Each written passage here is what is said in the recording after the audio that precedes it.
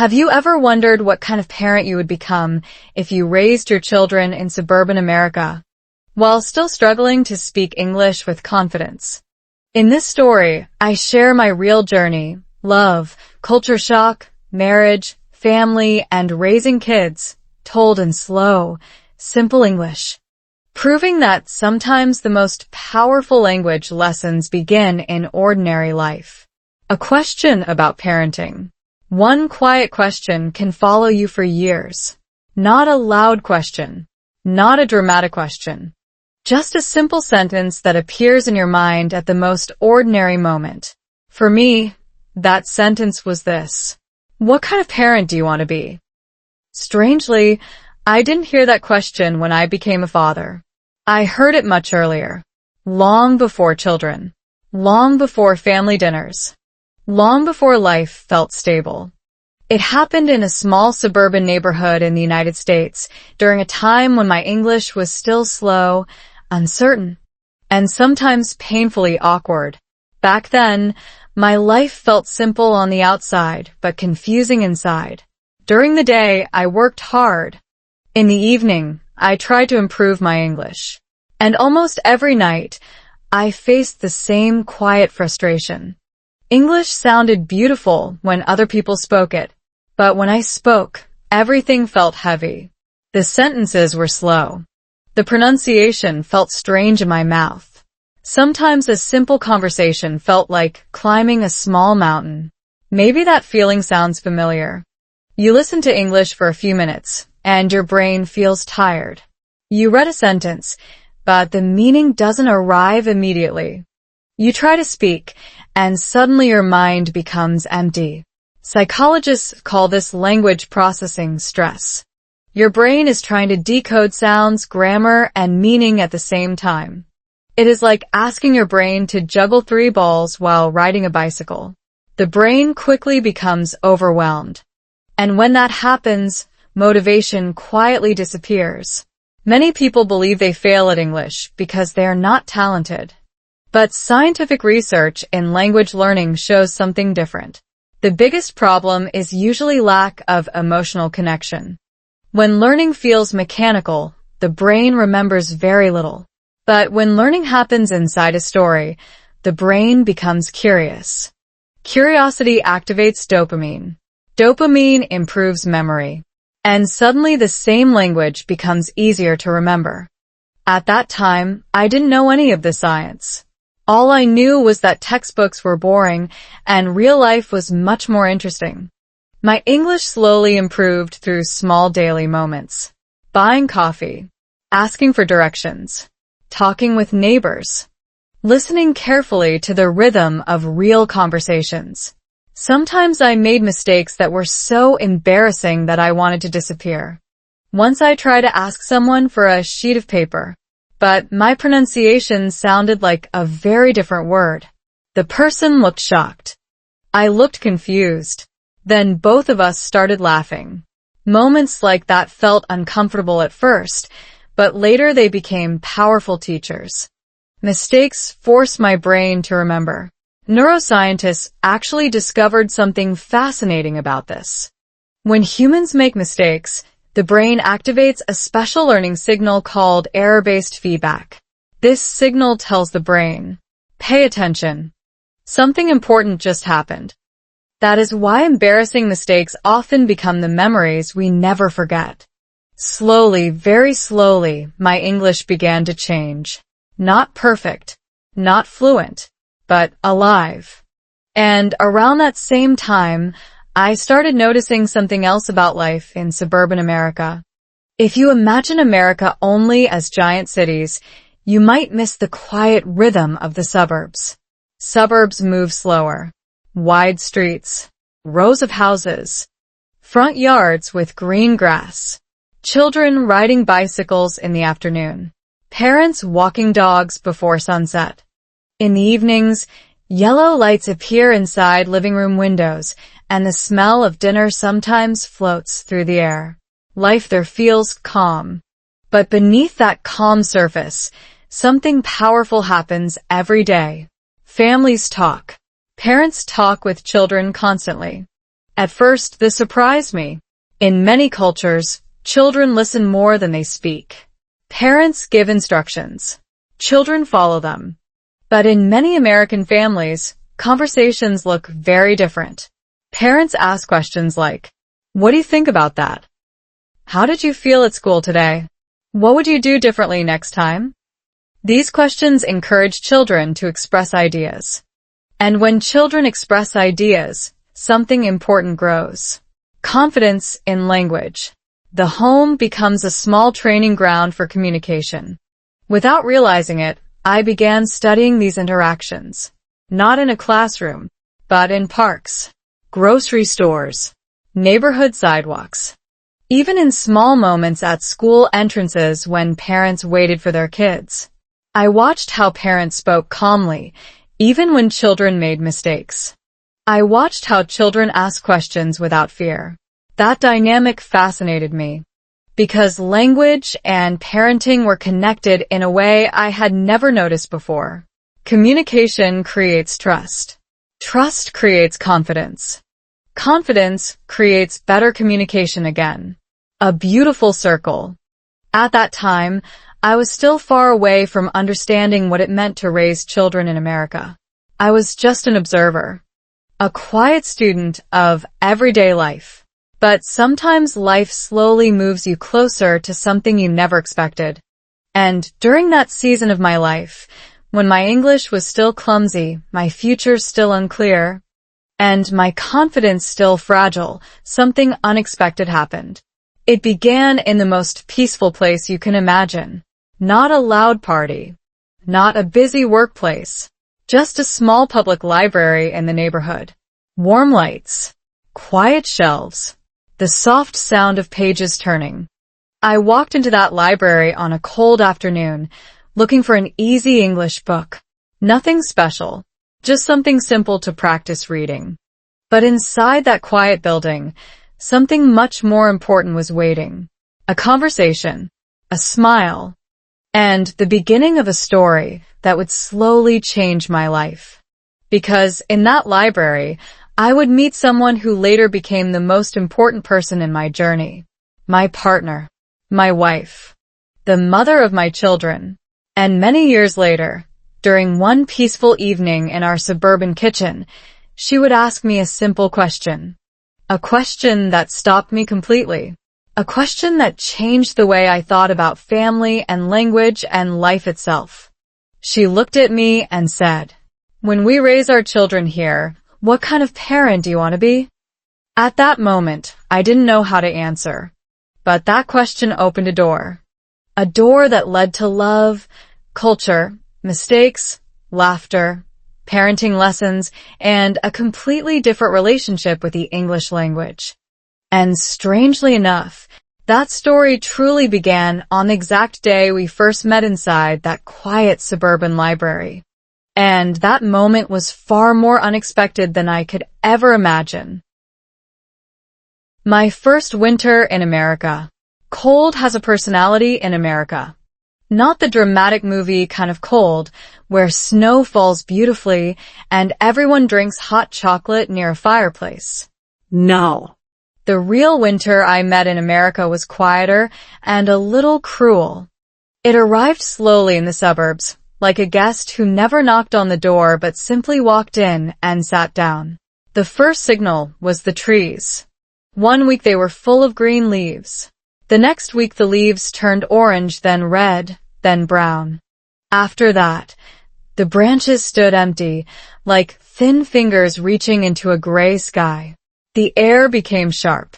When I breathed outside, the cold touched the inside of my nose like tiny needles. Back then, I was still new to this country, still trying to understand how everyday life worked. Even small things felt unfamiliar. For example, winter in suburban America has a strange silence. Cars move slower. People walk faster. Children disappear inside houses earlier in the afternoon. And the sun leaves the sky much sooner than you expect. By 5 o'clock, the world already feels like night. That winter, my English still felt fragile. Simple conversations required enormous concentration. When someone spoke too quickly, my brain reacted the way a computer reacts when too many programs are open. Everything froze. If you are learning English right now, you might recognize that moment. Someone asks you a normal question. Your brain hears the words, but the meaning arrives slowly, like a train that missed its station. During those moments, your mind often creates a dangerous thought. Everyone speaks better than me. Psychologists call this comparison anxiety. Your brain compares your slow progress to other people's fluent speech, and suddenly you feel smaller than you really are. But science says something interesting about this feeling. When adults learn a new language, the brain builds new neural pathways. These pathways are like small roads forming between different parts of the brain: memory, sound recognition, and meaning. At first, those roads are narrow and slow, but with repetition, they grow wider. The problem is that during the early stage, the brain feels like it is walking through a forest with no clear path. And winter strangely made that feeling even stronger, because winter in the suburbs pushes people indoors. The parks become empty. The sidewalks feel lonely. The wind moves through the streets with a quiet whistle. Many evenings, I return to my small rented room with frozen fingers and tired thoughts. I turned on a small lamp, opened my notebook, and tried to read English sentences slowly. Sometimes I whispered them out loud. Today is a cold day.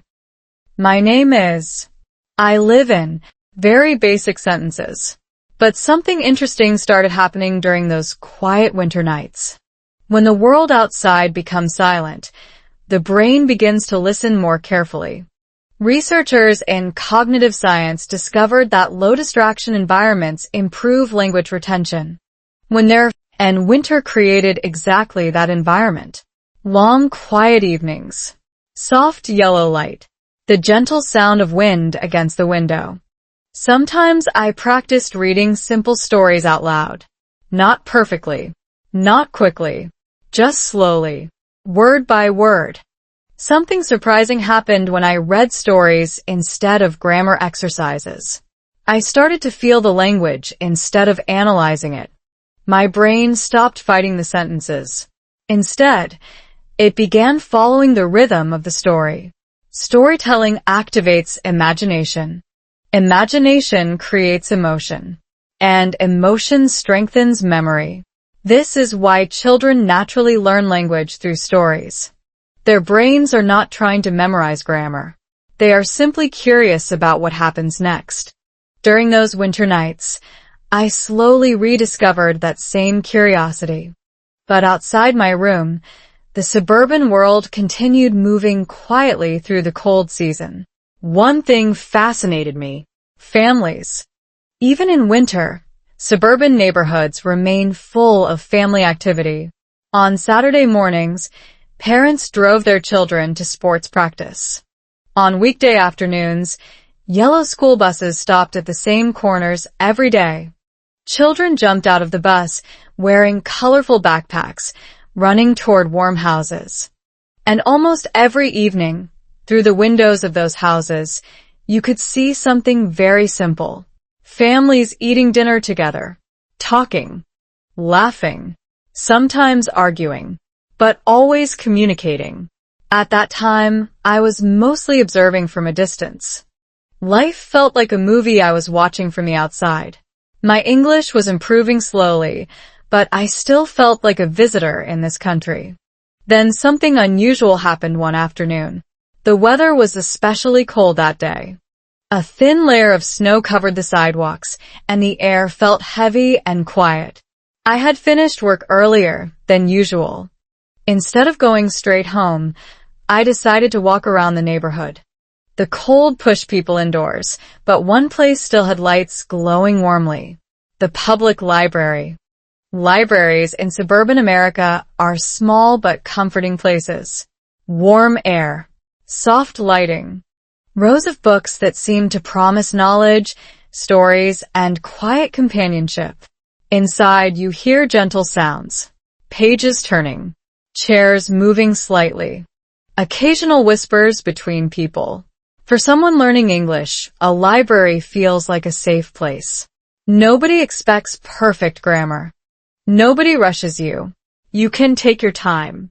So I walked inside that library mostly to escape the cold, but also to find a simple English book. Something easy to read. Something that wouldn't make my brain feel exhausted. I walked slowly between the shelves, reading the book titles one by one. Some were too difficult. Some were too academic. Then I noticed a small section labeled Simple English Stories. My curiosity immediately woke up. Stories meant emotion. Emotion meant memory. And memory meant progress. I reached toward one thin book on the shelf. But at the exact same moment, another hand reached for the same book. Our fingers touched the cover at the same time. Both of us stopped. Both of us looked up. And for the first time, I saw the woman who would later change the entire direction of my life. She smiled. Not a big, dramatic smile. Just a calm, warm, slightly amused smile. And in that quiet suburban library, on one of the coldest afternoons of that winter, our first conversation was about to begin. The funny part? My English was still slow. My confidence was still fragile. And I had absolutely no idea that this simple moment would eventually lead to love, marriage, children, and that life-changing question about parenting. But before any of that could happen, I had to survive my very first conversation with her. And that conversation did not go the way I expected. Meeting her at a small library. Two people reaching for the same book sounds like something from a romantic movie. In real life, it usually feels much more awkward. My hand and her hand touched the cover of the same small book at the exact same moment. We both paused for a second, surprised, like two strangers who accidentally opened the same door at the same time. She pulled her hand back first. Then she smiled. "Sorry," she said softly. Her English was clear and relaxed, the kind of natural rhythm that made every word sound effortless. My brain immediately began working harder than usual, listening, translating, trying not to panic. "No, it's okay," I answered slowly. Even that small sentence felt heavy in my mouth. The book between us was thin, with a simple title, Short Stories for English Learners. She noticed the title too. "Oh," she said gently. "Are you studying English?" That question should have been easy. But language anxiety sometimes makes the simplest questions feel complicated. My brain quickly searched for the safest answer. "Yes," I said, nodding. "I am learning." Not the most elegant sentence, but it worked. She nodded with genuine interest, not the polite kind people use when they are waiting to leave a conversation. "English can be tricky," she said, "especially at the beginning." The word tricky was new for me. I quickly stored it in my mental dictionary. Linguists say that when we hear new words inside meaningful conversations, the brain stores them much more effectively than when we see them in vocabulary lists. That moment was a perfect example. One friendly sentence created a new word in my memory. Then something unexpected happened. Instead of taking the book and leaving, she stepped slightly to the side and looked at the shelf. "You know," she said, "these stories are actually pretty good. They're simple, but they feel real." The way she said real caught my attention. Many English learning materials feel mechanical, artificial, but stories that feel real activate emotional memory. Psychologists call this narrative learning. The brain remembers stories because it wants to understand human experiences. Without realizing it, that conversation was already becoming part of a story. My story, her story, and maybe something bigger. I picked up the book and looked at the cover again. "You read these too?" I asked carefully. She laughed a little. "Sometimes. I volunteer here." Volunteer. Another new word. I understood the meaning from context, but My brain still paused for a second to confirm it. She pointed toward the front desk of the library. I help people find books, especially kids or language learners. That made sense. Libraries in suburban America often depend on volunteers, people from the community who help create a welcoming environment. It was one of the small cultural details I was still discovering. In many suburban towns, the library isn't just a building with books. That realization made the moment feel warmer. But my brain was still busy trying to manage the conversation. Scientists say the human brain can only process a limited number of tasks at the same time. When learning a language, those tasks include pronunciation, vocabulary, grammar, listening, and social awareness. In other words, my brain was doing the mental equivalent of juggling 5 objects while riding a bicycle. And yet, somehow, the conversation continued. So, which stories do you like? I asked. She thought for a moment. I like stories about real life, she said. Families, relationships. Habilidade i moments. That answer felt strangely meaningful, because at that time, my own life felt very far away from the idea of family. I was still adjusting to a new country, still learning the rhythm of American culture, still trying to feel comfortable speaking English without translating every sentence in my head. Yet here she was, talking about stories of everyday life, as if those stories were the most interesting things in the world. And maybe they were, because real-life stories contain everything. Love, fear, mistakes, growth. She noticed I was thinking carefully about her words. Then she asked something that caught me completely off guard. What brought you to the United States? That question was much bigger than the previous ones. My brain quickly organized a simple answer. Work, I said, and a learning. She nodded again. There was no judgment in her expression, only curiosity. Curiosity is powerful in conversations. That chemical encourages trust and openness. Without realizing it, her calm curiosity was making the conversation easier for me. So you're learning English through stories, she said. Yes, I answered. Stories help me remember. She smiled again. That's actually one of the best ways to learn. Then she said something that surprised me even more. My parents taught me that too. Now my curiosity woke up. Your parents? I asked. She nodded. When I was a kid, we read stories together every night. My mom believes stories help children understand the world. That idea stayed in my mind. Stories help children understand the world.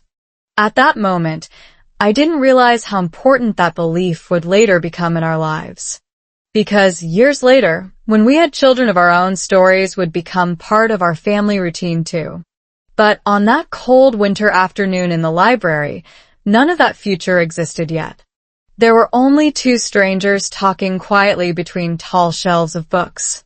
Then she looked at the book in my hand again. You should try that one, she said. The first story is about a family moving to a new town. That sounded familiar. Very familiar.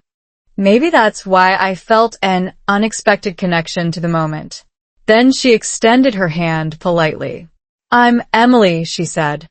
For a second, my brain panicked again. Names. Introductions. Simple social rituals that suddenly feel very important when you're speaking a second language. I shook her hand. My name is, I said slowly. And when I finished saying my name, something interesting happened. Emily tilted her head slightly, smiling with curiosity. That's a beautiful name, she said. But I have a feeling your story here in America is even more interesting. She didn't know how right she was.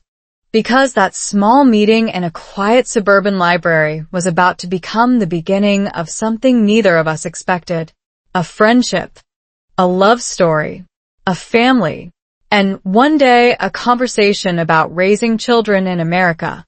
But before any of that could happen, Emily asked me a very simple question that changed the direction of that afternoon completely. She looked at me and said, "So, do you want to read the first story together?" And honestly, that moment made my heart beat a little faster than the cold winter air outside. Love growing through simple, but sometimes the smallest moments quietly change the direction of an entire life. Emily and I sat at a small wooden table near the window of the suburban library. Outside, the winter sky was gray and calm, and a thin layer of snow rested on the sidewalk like a quiet blanket. Inside, the room felt warm. Soft lights above us, rows of books around us, the quiet sound of pages turning somewhere in the distance. Emily opened the thin book slowly and pointed to the first page. "Let's read slowly," she said. No rush. Those 3 words, no rush, felt surprisingly comforting, because many English learners feel pressure to understand everything immediately. When comprehension doesn't happen fast enough, frustration appears. But language researchers often say something very simple. Slow learning is deep learning. When you slow down, your brain has time to build stronger neural connections between sound, meaning, and memory. That afternoon became my first real experience of slow English. Emily read the first sentence. Her voice was calm and clear. Then she looked at me. "Your turn." My heart beat slightly faster. Reading out loud in another language can feel vulnerable. Every sound feels like it might reveal a mistake.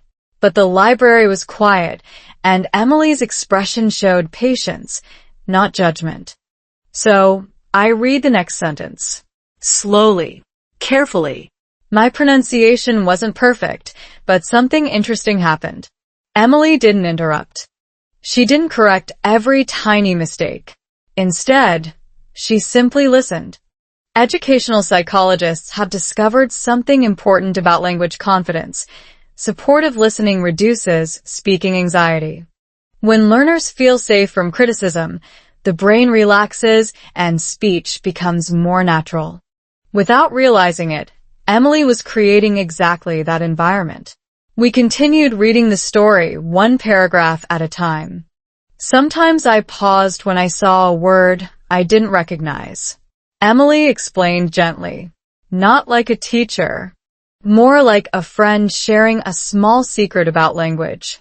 For example, the story used the word neighborhood. I knew the general meaning, but Emily explained something deeper. In America, she said, a neighborhood isn't just a place. It's a small community. That explanation made the word feel alive. Words connected to real life become easier to remember. After a few pages, something surprising happened. The conversation started moving beyond the book. Emily asked questions about the story. What do you think the character feels? What would you do in that situation? These questions required more than vocabulary.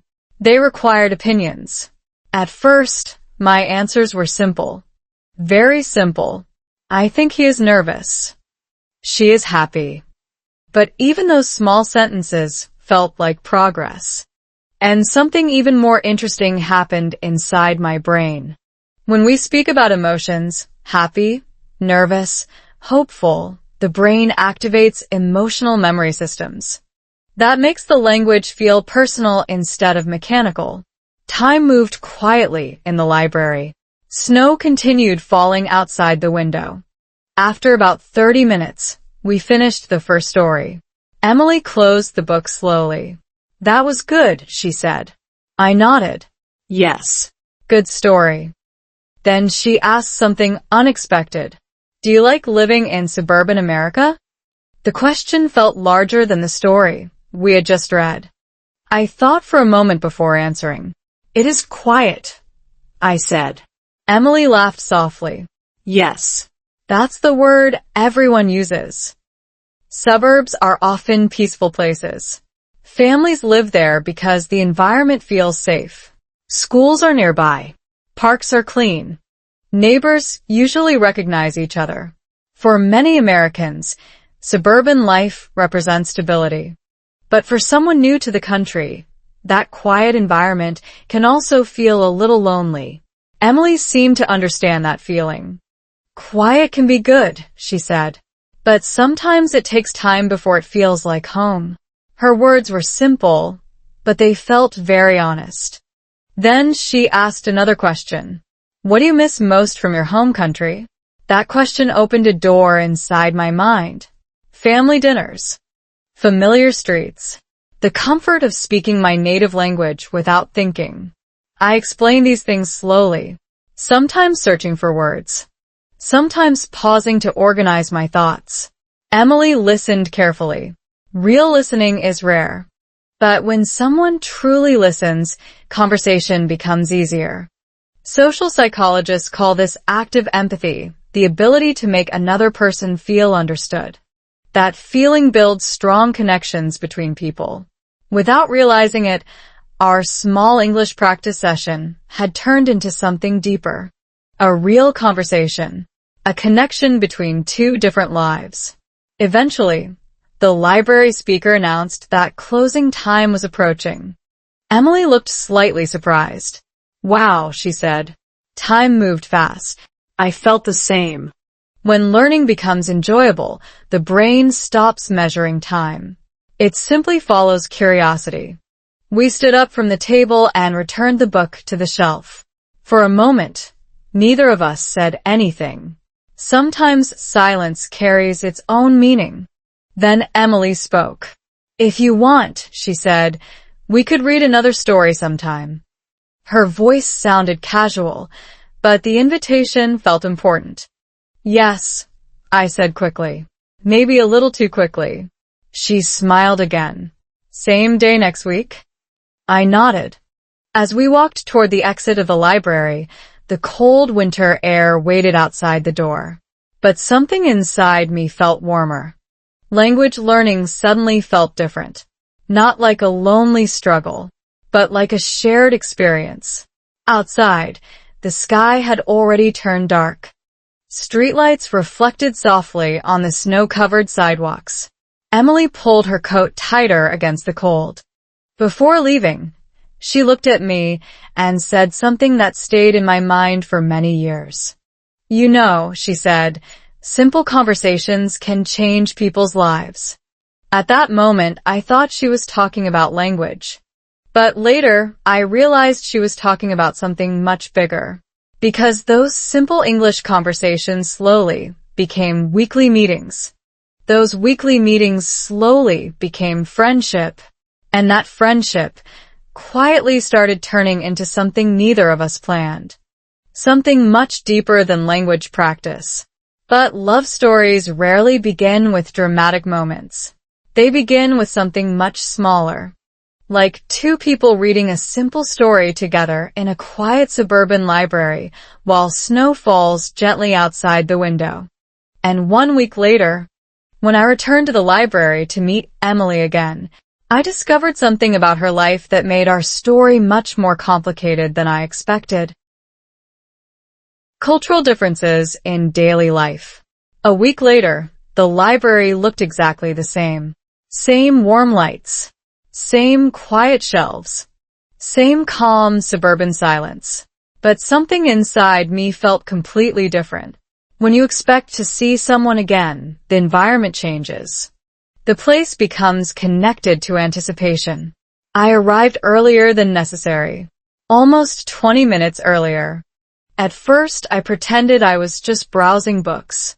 But honestly, I was watching the entrance door every few seconds. Waiting.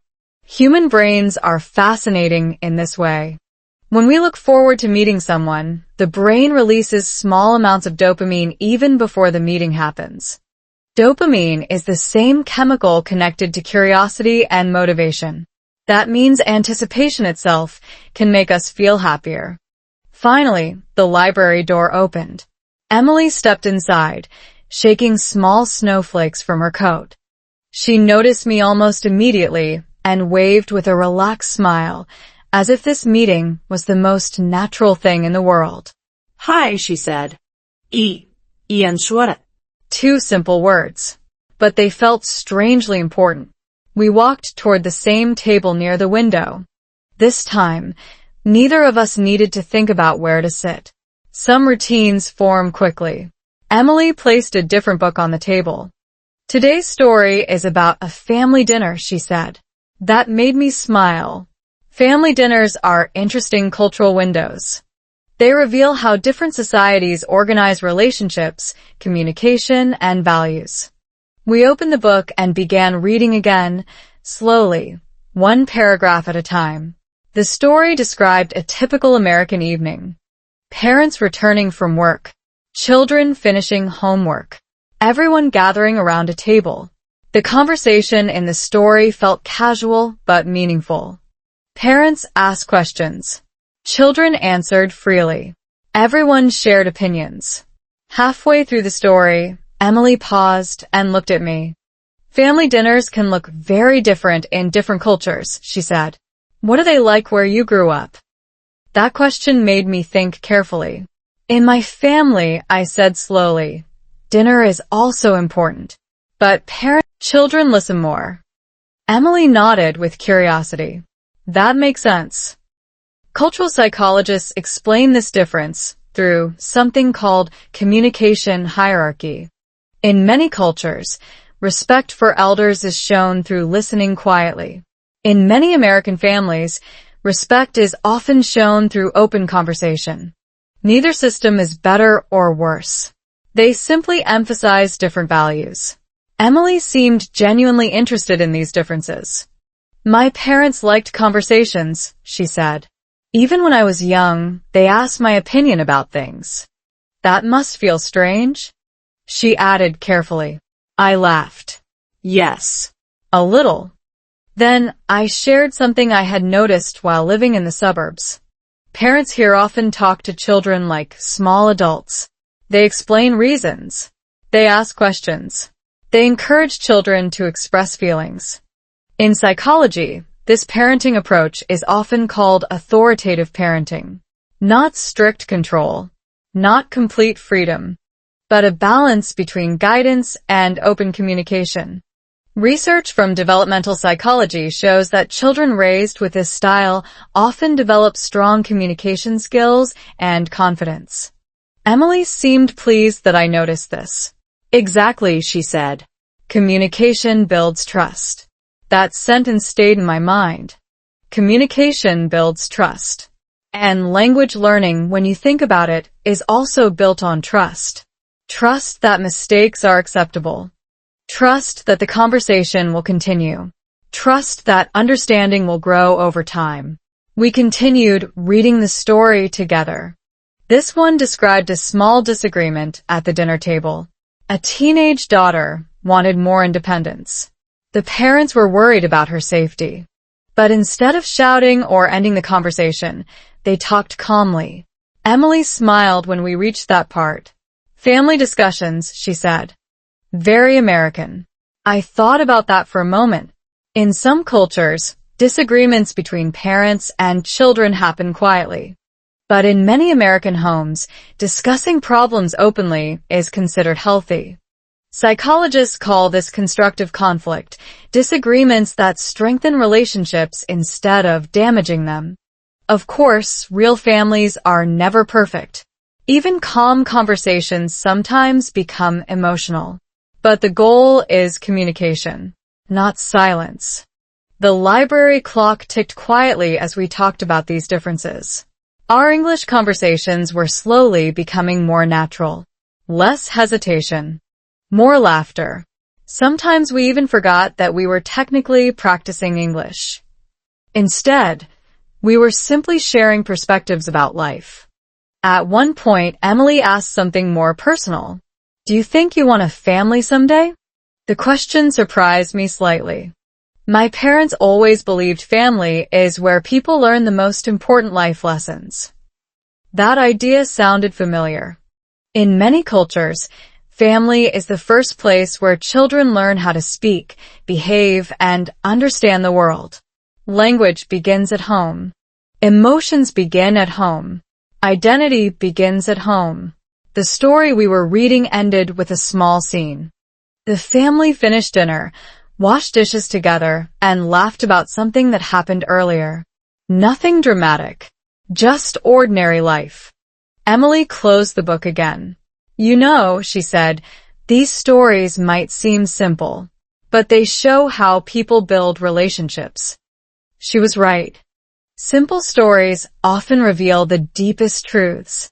Outside the window, the sky had turned darker again. Snow was falling more heavily now. The quiet suburban streets looked peaceful under the soft white light of street lamps. Emily gathered her coat, preparing to leave. But before we walked out of the library, she hesitated for a moment.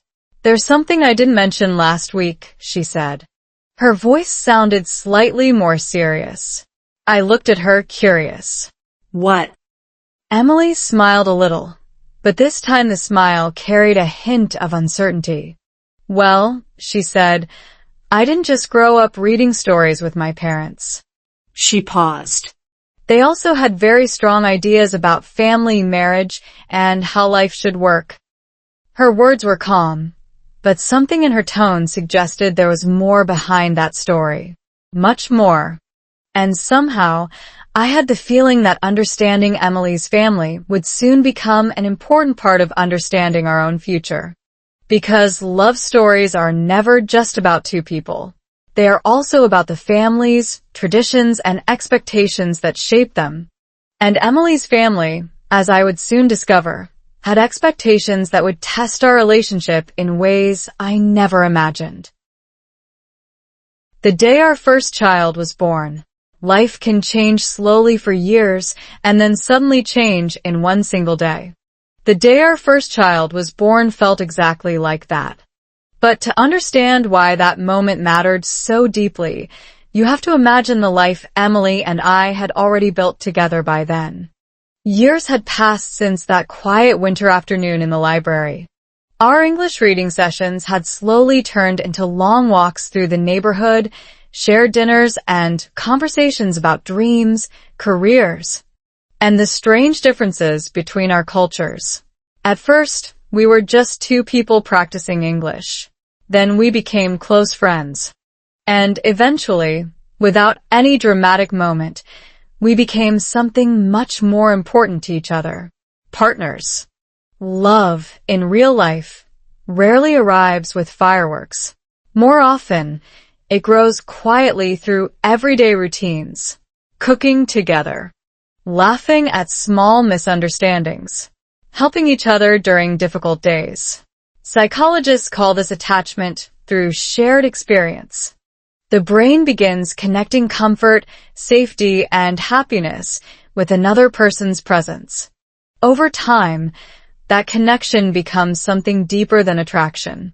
It becomes trust. Emily and I built that trust slowly. But love stories also include challenges. Emily's family, as she once hinted, had strong ideas about life. Very strong ideas. They believed in stability, clear plans, predictable futures. When Emily told them about me, their first reaction was cautious. Not hostile, but cautious. After all, I was someone from a different background, still improving my English, still building my career in a new country. Parents often worry about uncertainty. From an evolutionary psychology perspective, this makes sense. Humans naturally want their children to choose partners who appear stable and reliable. At the beginning, Emily's parents simply asked many questions. About my work, my plans, my future goals. I answered honestly. Sometimes slowly. Sometimes searching for the right English words. But honesty has its own quiet power. Over time, their skepticism softened. They began seeing something that Emily had already seen long before them. Commitment, effort, and genuine care for their daughter. Eventually, Emily and I married. Not a huge dramatic wedding. Just a warm celebration with family and close friends. And a few years later, our lives moved into the next chapter. Parenthood. People often talk about the moment a child is born as if it is only emotional. But science shows that the experience is also neurological. When parents see their newborn child for the first time, the brain releases powerful chemicals, oxytocin and dopamine, that strengthen bonding and attachment. This reaction is deeply biological. It prepares parents to protect and care for their child. Still, no scientific explanation fully prepares you for the emotional reality of that moment. I remember the hospital room clearly. Bright lights, quiet medical equipment, Emily holding my hand tightly as the doctors and nurses moved calmly around us.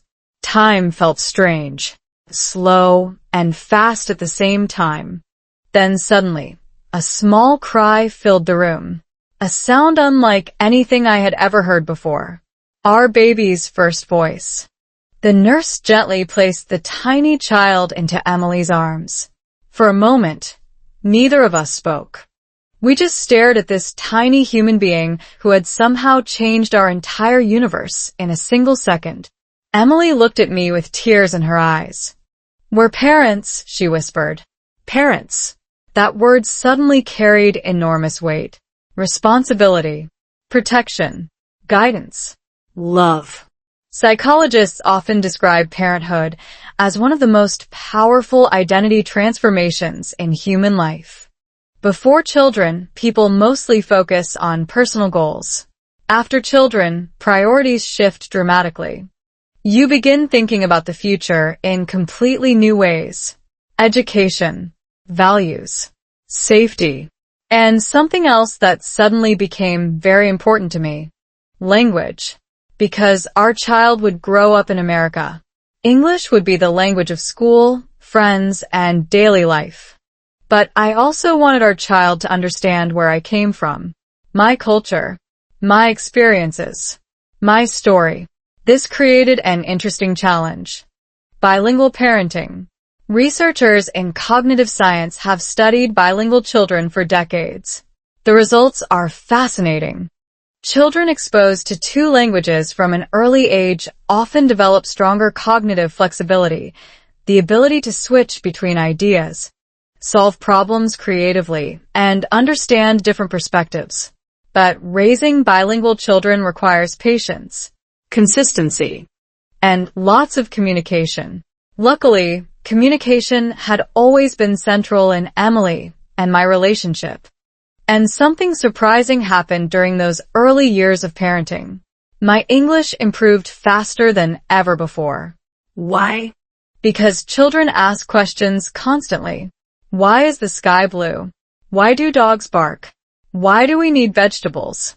A curious child creates endless opportunities for conversation.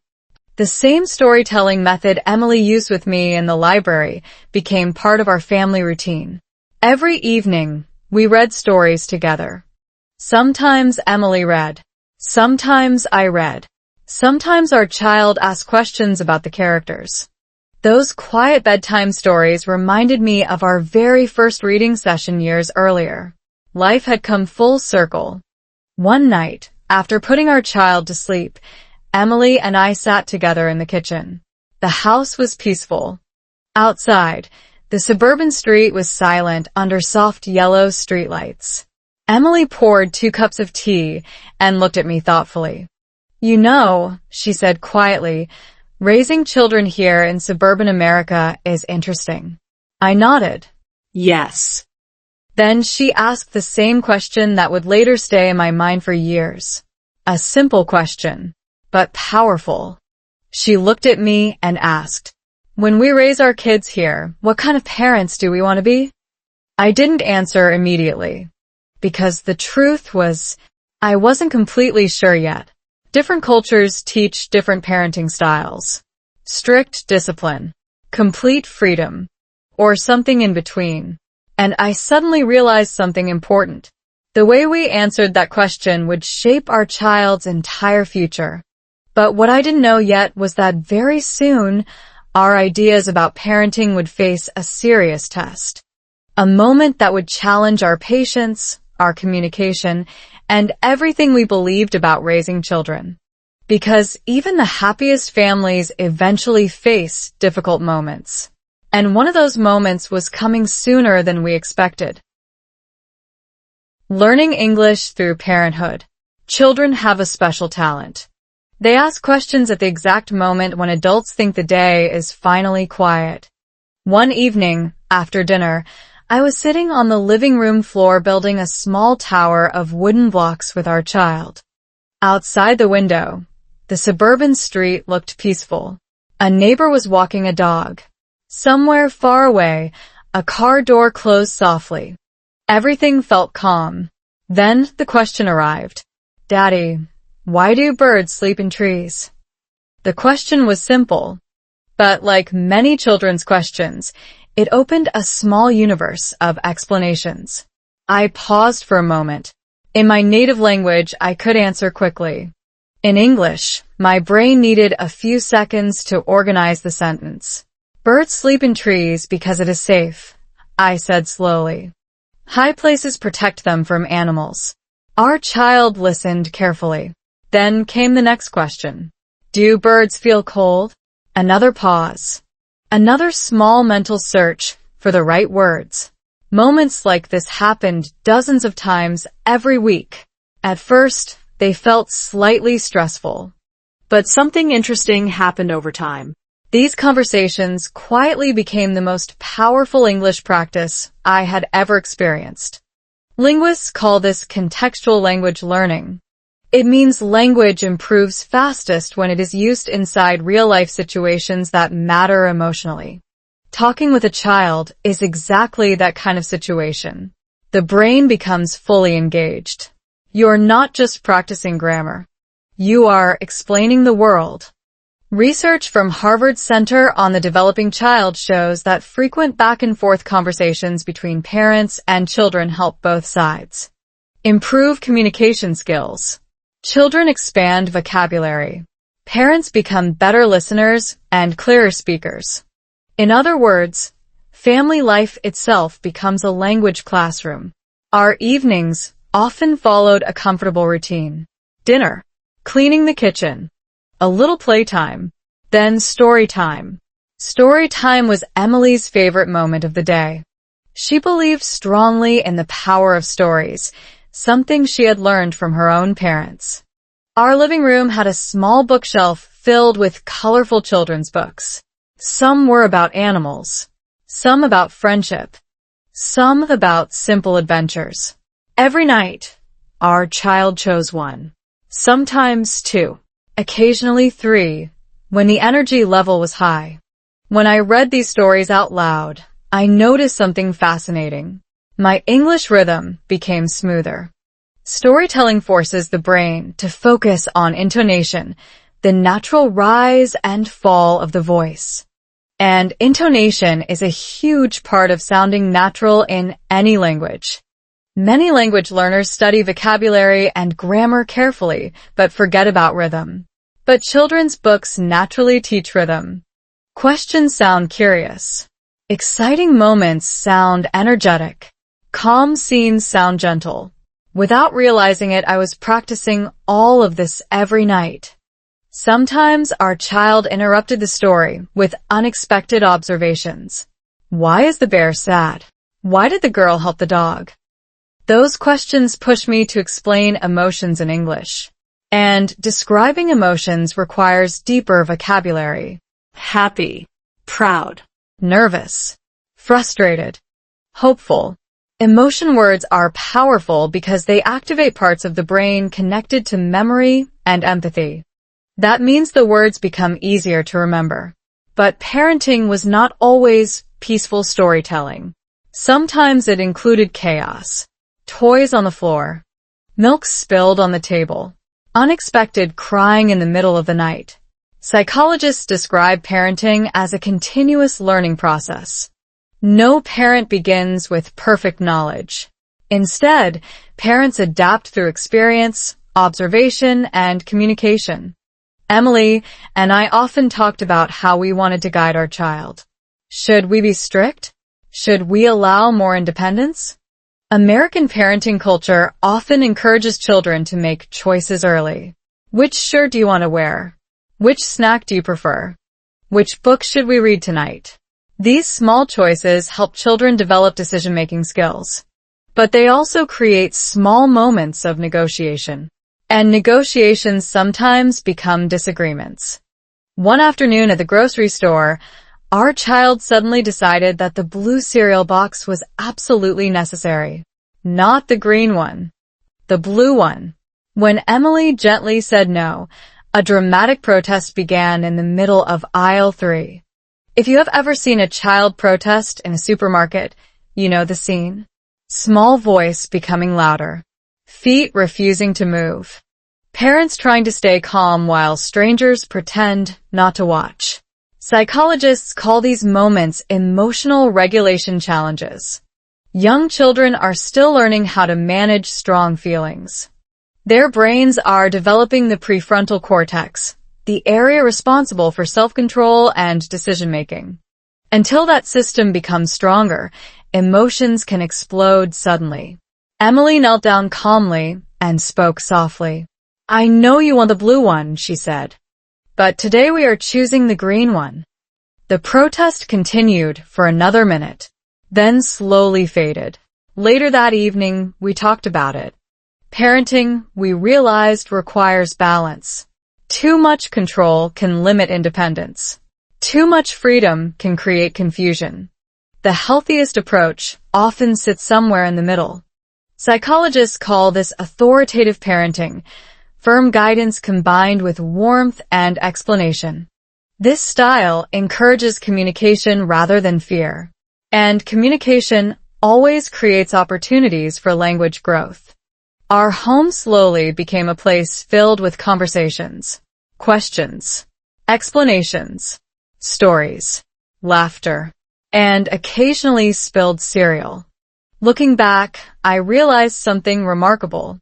Years earlier, I struggled to hold simple English conversations. Now I was explaining the world to a curious child in that same language. Slowly, patiently, sometimes imperfectly, but confidently. One evening, after story time ended and the house became quiet again, Emily sat beside me on the couch. She watched our child sleeping peacefully on the baby monitor screen. Then she said something thoughtful. "You've changed a lot since we first met." I laughed softly. "My English changed." She shook her head. "Not just your English." She paused for a moment. "You became the kind of parent who really listens." That comment stayed with me. Listening. Perhaps that was the real foundation of both parenting and language learning. But life, of course, rarely stays perfectly peaceful. And just when we felt comfortable in our parenting routine, something unexpected happened at our child's school. Something small at first. But it quickly grew into a situation that forced Emily and me to question everything about how we were raising our children in suburban America. And that moment would test our patience, our communication, and our definition of what it truly means to be a good parent. Suburban life and quiet lessons. Suburban life looks peaceful from the outside. Tree-lined streets. Clean sidewalks. Children riding bicycles in slow circles on warm afternoons. Many people imagine suburban America as the perfect environment for raising kids. And in many ways it truly is. Safe neighborhoods. Good schools. Parks filled with laughter. But real life, even in the calmest suburbs, always includes unexpected lessons. One of those lessons arrived quietly one afternoon when our child came home from school looking unusually silent. Normally, the front door opened with excitement. Backpack dropped on the floor. Shoes kicked off quickly. A long story about the day waiting to explode. But that day felt different. The door opened slowly. Our child walked in without saying much. Emily noticed immediately. Parents develop a strange emotional radar. They can detect small changes in their children's behavior faster than anyone else. "How was school today?" she asked gently. A short answer came back. Fine. One word. Sometimes that word means everything is fine. Sometimes it means something is very wrong. Emily and I exchanged a quiet glance. Later that evening, during dinner, the silence continued. Our child pushed food around the plate, clearly thinking about something. Finally, Emily asked softly, "Did something happen at school?" A pause followed. Then Suddenly the room felt heavier. Children can be wonderfully kind, but they can also be brutally honest without realizing the impact of their words. At school, our child sometimes used a mixture of pronunciation patterns from both English and my native language. To adults, it sounded charming. To other children, it sounded different. And children notice differences quickly. Psychologists explain that during early school years, kids begin developing a stronger awareness of social belonging. They start comparing themselves to others. Language, appearance, and behavior become signals of similarity or difference. Most of the time these comparisons are harmless, but occasionally they lead to teasing. Our child looked at us with uncertainty. "Why do I sound different sometimes?" That question carried much more weight than it appeared. Emily answered calmly. "You speak more than one language," she said. "That's actually something special." But children often want something simpler than special. They want to feel the same as everyone else. I thought carefully before speaking. "Different doesn't mean wrong," I said slowly. "It means your brain learned more ways to talk." Research in linguistics shows that bilingual children sometimes switch pronunciation patterns depending on context. This is called code switching, and it's actually a sign of strong cognitive flexibility. But explaining cognitive science to a young child is not easy. So instead, we focused on something more practical. "Would you like to practice reading together tonight?" I asked. Our child nodded slightly. And just like that, our evening routine changed. That night we spent extra time reading a story out loud. Not as a correction, not as pressure, just as practice. Emily read the first page. Then our child read the next. Slowly, carefully, sometimes repeating a sentence twice. Then something interesting happened. Confidence slowly returned. Psychologists often describe confidence as a skill built through repetition, not a permanent personality trait. Each successful attempt strengthens belief. Each supportive response builds resilience. Over the next few weeks, story time became even more important in our house. We added small games, reading with different voices, acting out characters, laughing at silly sentences. Language practice stopped feeling like practice. It became play. And play is one of the most powerful learning tools children have. But suburban life also introduced another interesting challenge. Community. In the suburbs, neighbors interact more often than people in large cities. Block parties, school events, weekend sports, birthday celebrations. These gatherings create strong social networks, but they also expose families to different parenting styles. One Saturday afternoon, we attended a neighborhood picnic at the local park. Children ran across the grass chasing a soccer ball. Parents sat in small groups discussing school schedules and weekend plans. I noticed something fascinating. Different families approached parenting very differently. Some parents were extremely relaxed. Kids ran freely, climbing trees and inventing wild games. Other parents watched carefully from nearby benches, guiding every decision.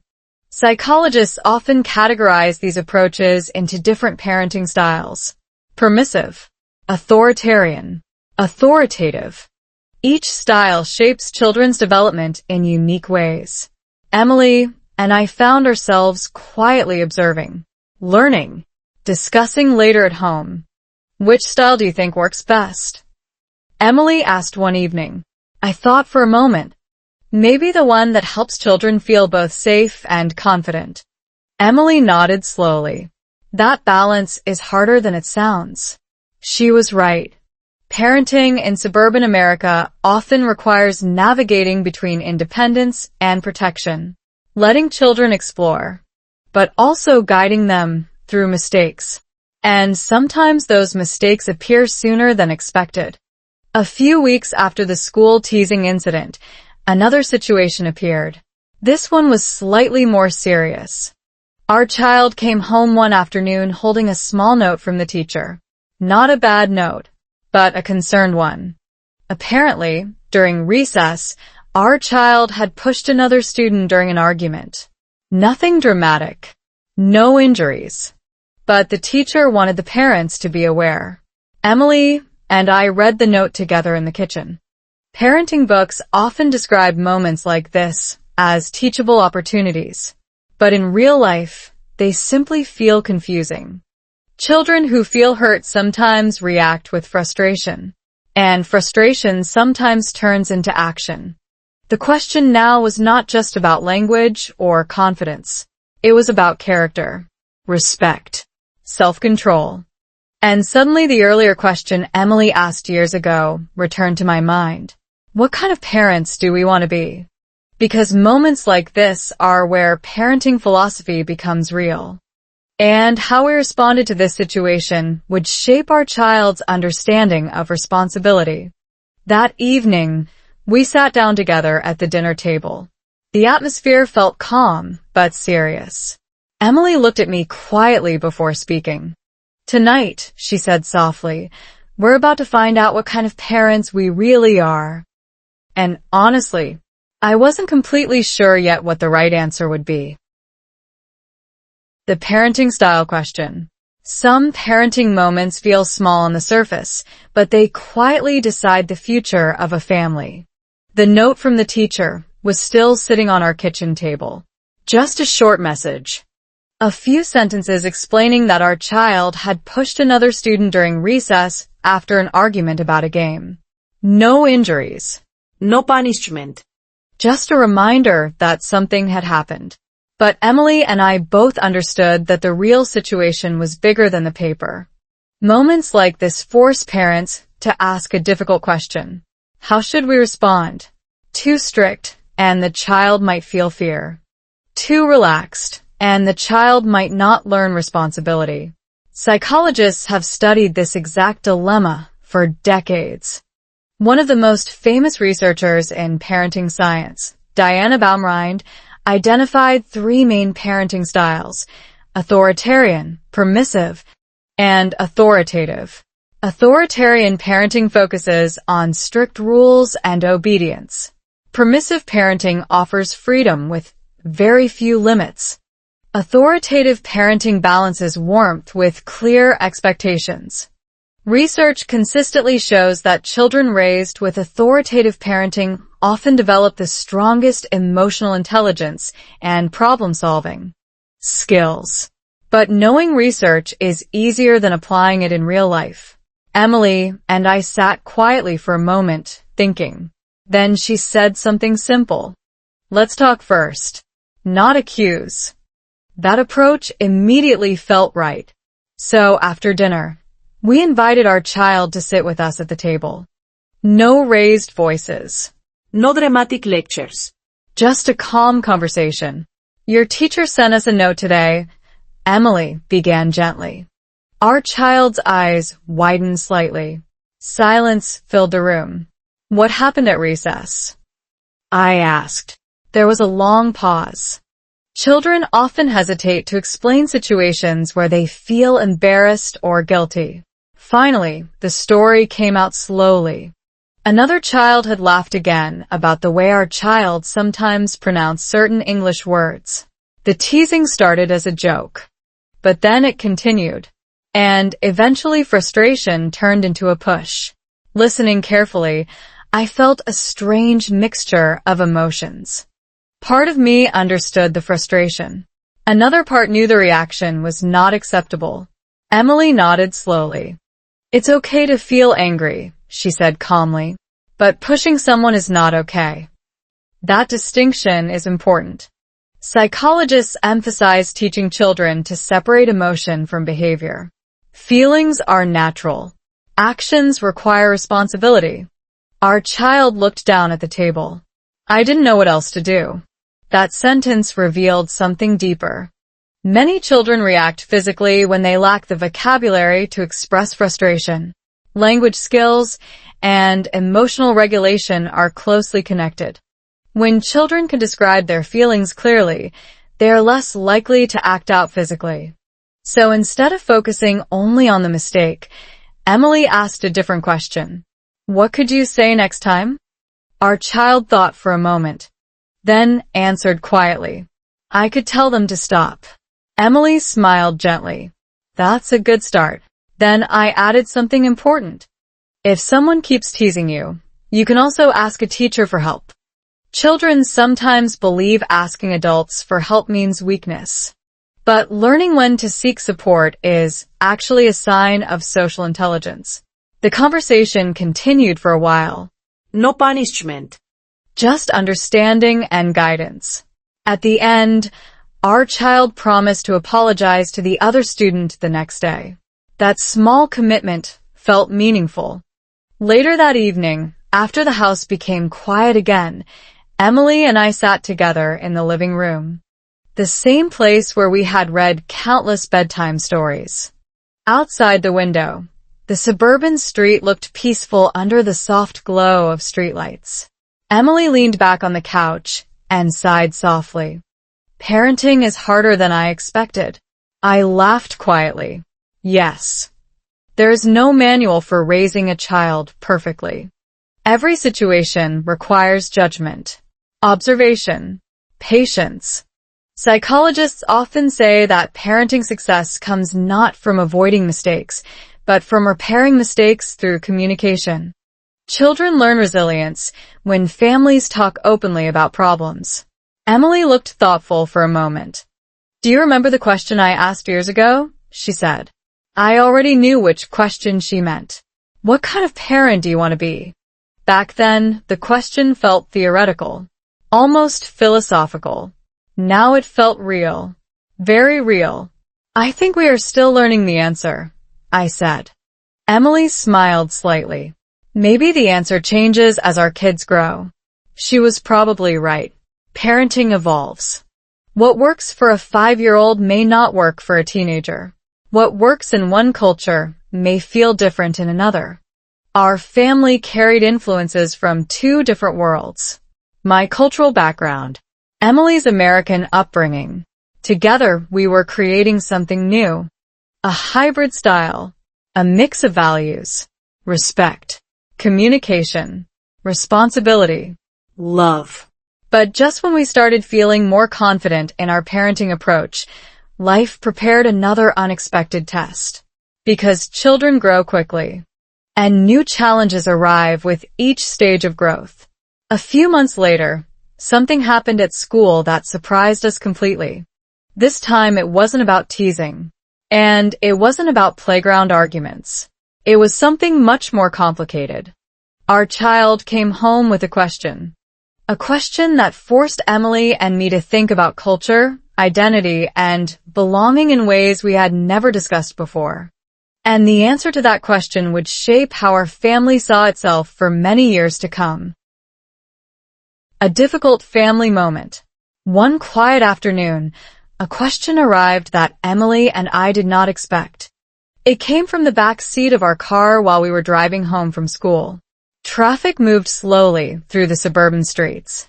Trees lined the sidewalks, and the late afternoon sun created long shadows across the road. Everything felt normal. Then our child asked something simple but powerful. Why is our family different? The question hung in the air for a few seconds. Emily and I looked at each other briefly, both realizing that this moment mattered. Children often notice differences long before adults expect them to. Different food at lunch, different accents at home, different traditions during holidays. Psychologists call this stage identity awareness.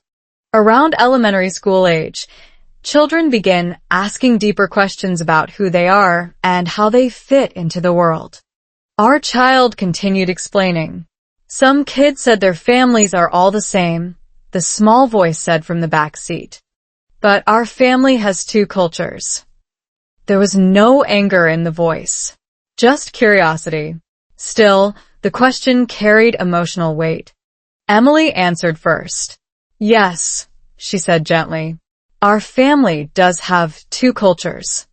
I added quietly, and that can be something very special. But explaining identity to a child is not easy. Children often want clear categories. Same. Different. Simple answers. Real life is rarely that simple. That evening after dinner, we decided to continue the conversation at home. We sat together in the living room, the same comfortable place where our bedtime stories happened every night. Emily brought out a small globe from the bookshelf. She pointed to the United States.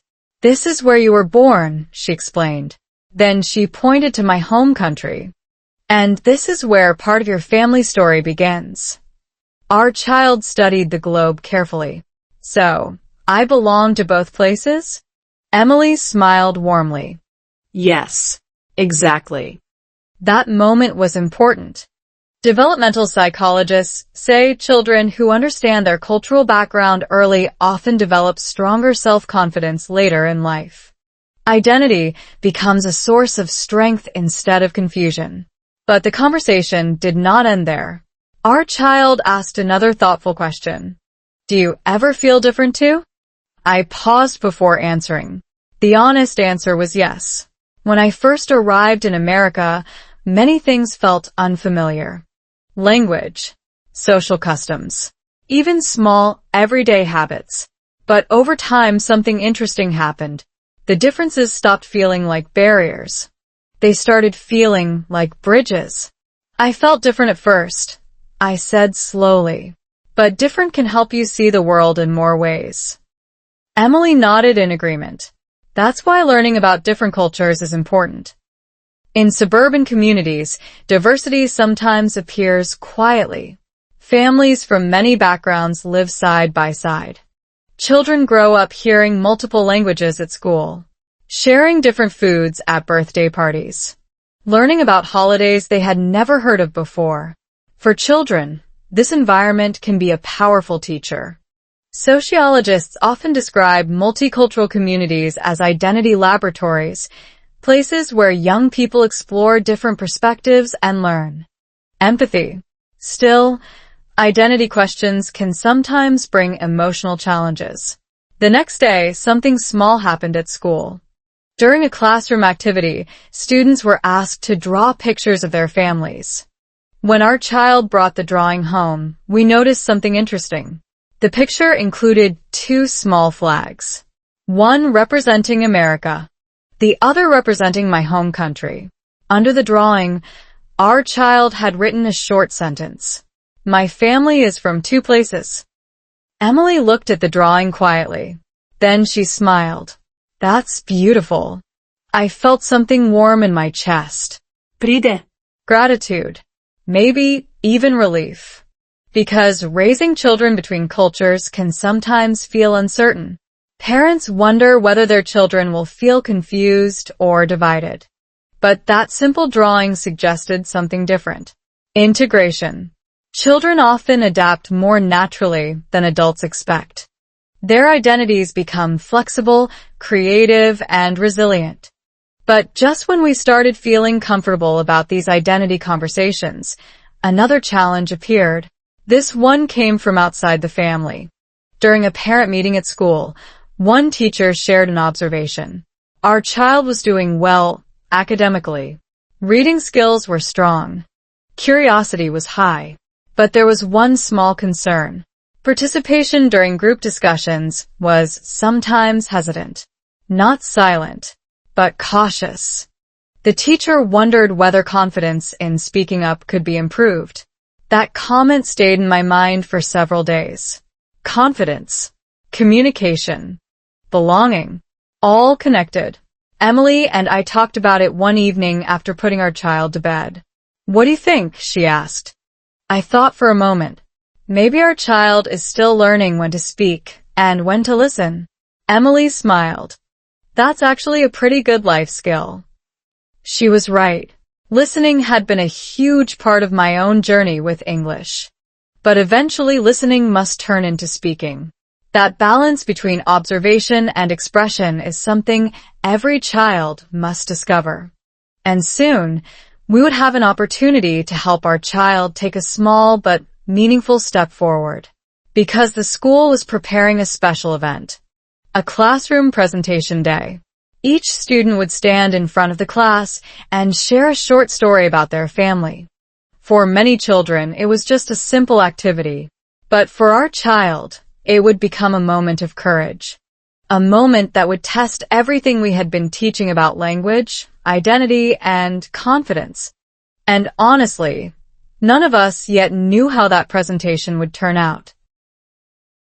Finding our own way to raise kids. The classroom presentation day arrived faster than we expected. For most parents, it was just another school activity. Children standing in front of their classmates, sharing a short story about their family. But for our child, this moment carried something deeper. Confidence, Identity. and the courage to speak. The night before the presentation, our living room turned into a small rehearsal stage. Emily sat on the couch with a notebook. I stood near the bookshelf pretending to be the audience. Our child stood in the middle of the room holding a small piece of paper. The paper contained a short speech. Simple sentences, carefully written. But even simple sentences can feel intimidating when spoken in front of a classroom. Okay, Emily said gently. Let's try it once. Our child began reading. My name is... The voice started softly, a little uncertain. But as the sentences continued, something interesting happened. The words became clearer. The rhythm became smoother. I have a family with 2 cultures. I speak English at school and another language with my dad. I think this is special because I can understand more stories. Emily smiled quietly. I felt a small wave of pride, not because the speech was perfect, but because it was honest, authentic.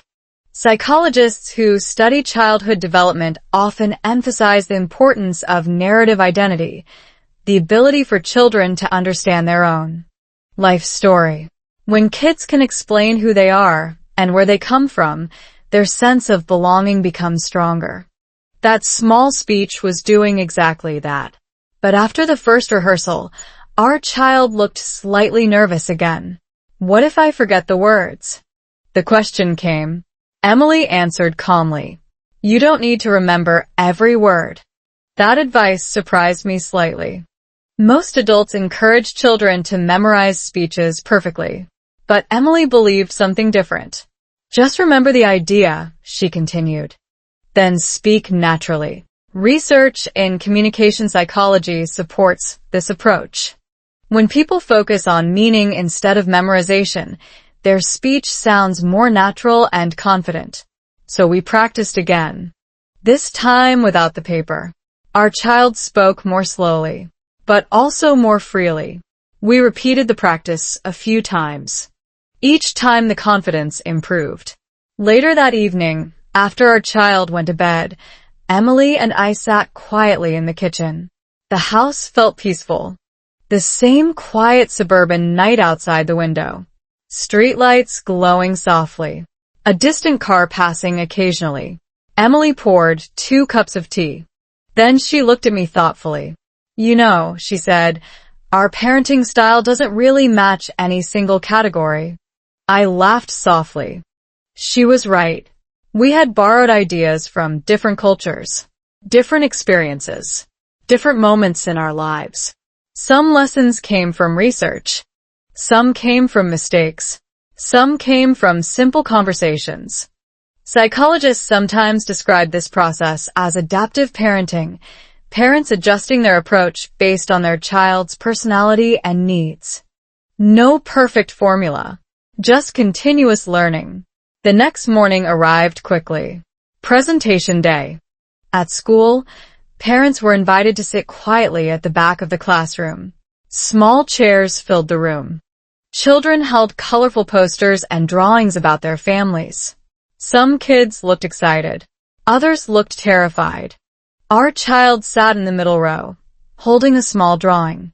The drawing showed 3 figures: Emily, Me. and our child standing between 2 small flags. The teacher smiled warmly and began calling students one by one. Each child stood up and shared their story. Some presentations were loud and energetic. Others were shy and quiet. Finally, our child's name was called. For a moment, I felt my own heart beating faster. Our child walked to the front of the classroom slowly, turned toward the class, then began speaking. My family is a little different. The voice was calm, not loud, but clear. I have 2 cultures in my family. I speak English at school, and another language with my dad. Then came the sentence that surprised me. My parents say different can be special. The classroom stayed quiet. Children listened carefully. The teacher smiled proudly. And I think they are right, our child continued, because it means I can understand more stories. The speech ended there. Not dramatic, not perfect, but real. The teacher started clapping. Then the other students joined. Applause filled the classroom. In that small moment, something important happened. Confidence grew. Identity became stronger. And I realized something about our journey as parents. We didn't need to copy any single parenting model perfectly. We just needed to stay curious, supportive, and willing to listen. Later that afternoon, when school finished, our child ran toward us with a big smile. I did it, the excited voice said. Emily laughed. Yes, you did. As we walked back to the car together, the autumn air felt fresh and calm. Suburban streets looked the same as always. Quiet houses, children riding bikes, parents talking near driveways. But inside my mind, something felt different. For years, I had been asking myself how to become a better English speaker. Now I realized something unexpected. Language learning had quietly transformed into something much bigger. A story about family, identity, and the kind of parents we were becoming. But even after that proud moment at school, Emily asked me something thoughtful later that evening. The same question that had followed us for years. What kind of parents do you think we are now? I thought about it carefully, because the answer had finally become clearer. And that answer would become the final lesson of our story. What kind of parent do you want to be? That evening, after the presentation day ended, our house felt unusually quiet. The excitement from the school event had slowly faded. Our child was already asleep upstairs, tired after the long day of emotions, courage, and applause.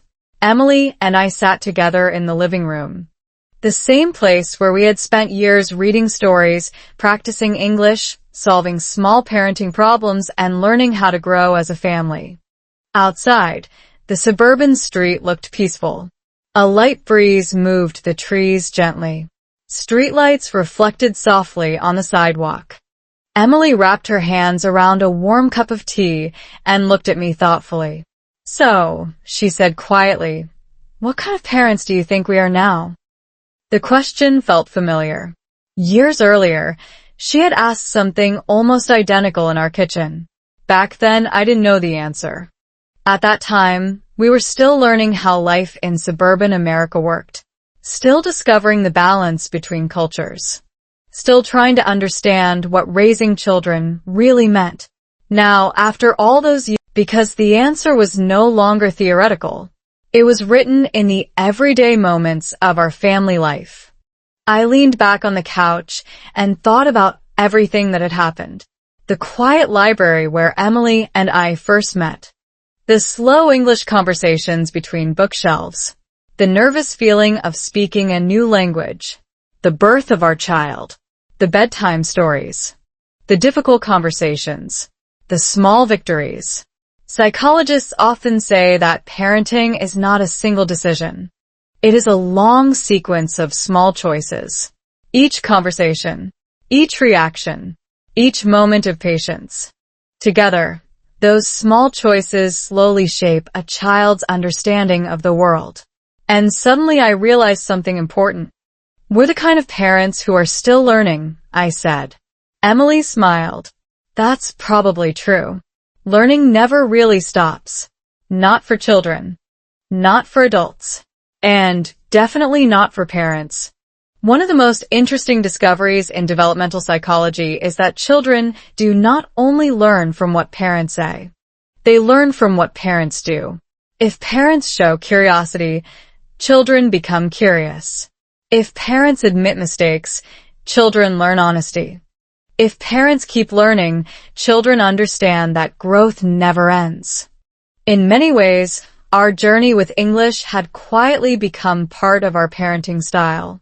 Our child had watched us read stories, practice words, discuss ideas, learn together. Without planning it, we had created a home where learning felt natural, not stressful, not forced, just part of daily life. Emily looked toward the staircase where our child was sleeping. You know what I'm proud of, she said softly. What? We never tried to force our child to be exactly like everyone else. She was right. In many communities, parents feel pressure to make their children fit perfectly into social expectations. Same hobbies, same behaviors, same goals.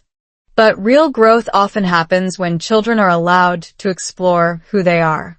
Our child was growing up between two cultures, two languages, two ways of seeing the world. At first, I worried that might create confusion. But now I realized it created something better. Perspective. Research in cultural psychology shows that children who grow up with multiple cultural influences often develop stronger adaptability and empathy. They learn to understand different viewpoints. They become more flexible thinkers. And flexibility is one of the most valuable skills in a rapidly changing world. Emily took a sip of tea and laughed quietly. Do you remember how nervous you were speaking English the first time we met? I laughed too. Yes. In that quiet library years ago, even simple sentences felt difficult. I was afraid of making mistakes, afraid of sounding strange, afraid of not being understood. But something interesting had happened along the way. Language stopped feeling like a test. It became a bridge to friendship. A bridge to love, a bridge to family, and eventually a bridge to parenthood. The same slow English that once felt frustrating had helped build an entire life. That realization felt strangely powerful. Emily leaned back and looked at me with a curious smile. If you could go back to that first day in the library, she asked, what advice would you give yourself? I thought about the question carefully. Then I answered. I would say don't be afraid to speak slowly, because slow learning isn't failure. It's foundation. Every word learned slowly becomes stronger. Every conversation builds confidence. Every story creates connection. The clock on the wall ticked quietly as the night grew deeper. Eventually, Emily stood up and turned off the living room lights. Before going upstairs, she paused and asked one last question. Not to me, but almost to the invisible audience of the world. A question that now feels like the heart of this entire story. If you were raising kids in suburban America, she said thoughtfully, what kind of parent would you want to be? The answer will be different for everyone. Some parents focus on discipline. Some focus on independence. Some focus on creativity. But the most important thing may be something simpler. Listening, learning, growing together. Because parenting is not about becoming perfect. It is about becoming better, one conversation at a time. And sometimes those conversations begin in the most unexpected places, like a quiet library, a simple English story, or a child asking a curious question about the world. Those small moments eventually build the biggest stories of our lives. And if this story taught me anything, it's this.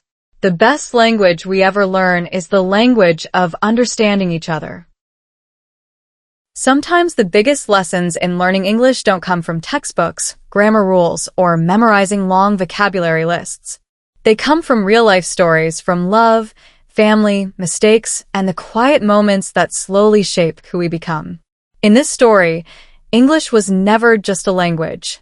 It became a bridge between cultures, a bridge between two people, and eventually a bridge between parents and their children growing up in suburban America. And maybe that's the real secret of learning English through stories. When language connects to emotion, curiosity, and real life, the brain remembers more and the heart understands even more. So now the question is not just for me anymore. It's for you. If you were raising kids in America, if you were building a family between cultures, if you were learning English step by step through real conversations, what kind of parent would you want to be? If this story helped you practice slow English listening, reading, and speaking, and if you enjoy real English story practice, then this channel is made for you. Subscribe to the channel for more slow English stories, real-life English conversations, and learn English through storytelling designed especially for learners who want to improve naturally. Like the video if you want more stories about life, love, culture, and family in America. And in the comments, tell us, what kind of parent do you think you would be? Your answer might inspire the next story on this channel. Because sometimes, the next great story starts with a simple question.